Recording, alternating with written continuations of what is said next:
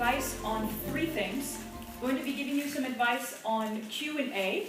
The reason I'm giving you advice on Q&A, question and answer, is because we don't really, truly, in this environment here, have a lot of opportunities to practice that kind of, those kinds of speaking skills. But it's very important to keep in mind the environment in which you will be perhaps dealing with Q&A, and I have a few tips to give you as well. I'll also be complimenting, I think it was Victor today, who incorporated questioning, or Alan, you also incorporated questioning in your speech, and that was very well done. And then I'll be hopefully wrapping it up with a few pieces of advice on gestures. So the first thing that I would like to mention is Q&A. In fact, one of the most nerve-wracking experiences of being a speaker is not always being the speaker, it's dealing with questions at the end.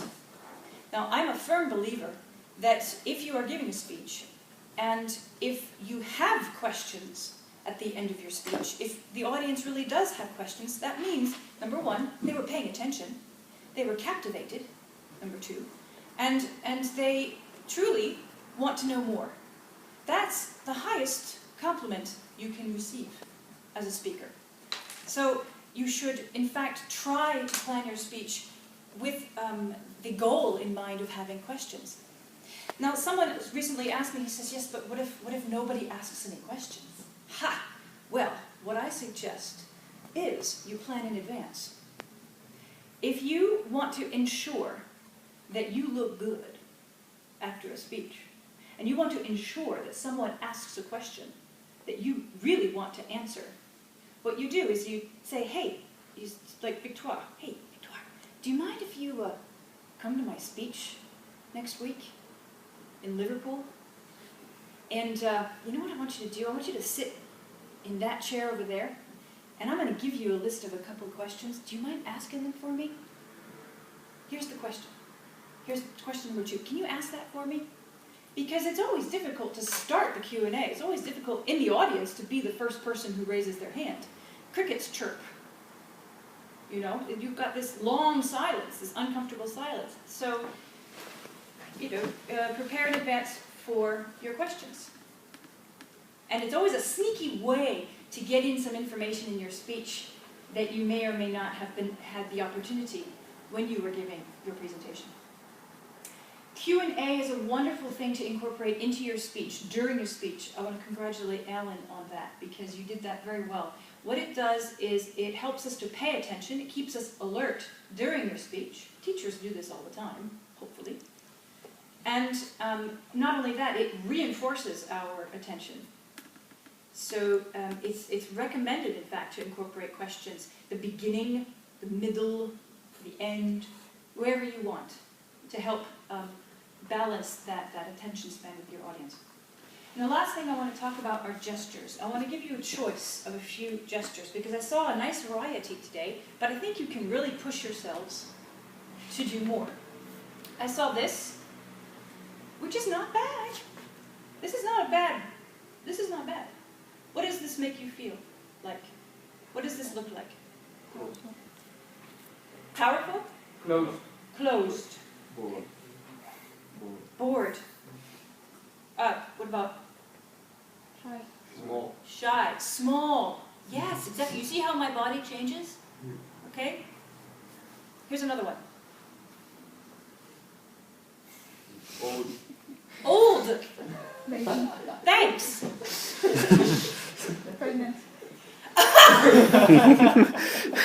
Right. I'll stop there. But I saw this.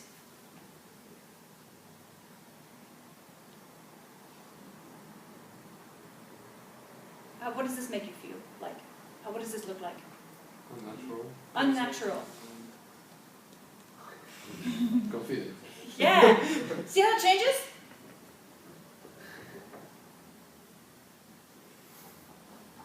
Okay, what about this?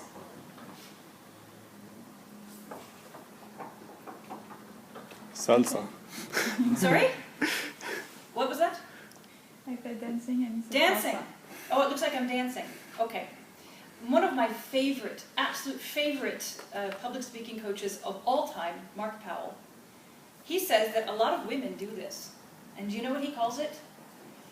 He calls it the Tyrannosaurus Rex syndrome. You look like Tyrannosaurus Rex. Okay, you were a dragon earlier. So a lot of women actually, the reason is because we're afraid to show, because we're probably sweating a lot. You know, women like to, so he tries to get the women to open their arms. Another one is, a lot of speakers will pace. And he calls this the caged tiger. But what I want to do is with you guys, what I want to encourage you to do is to change your position up here.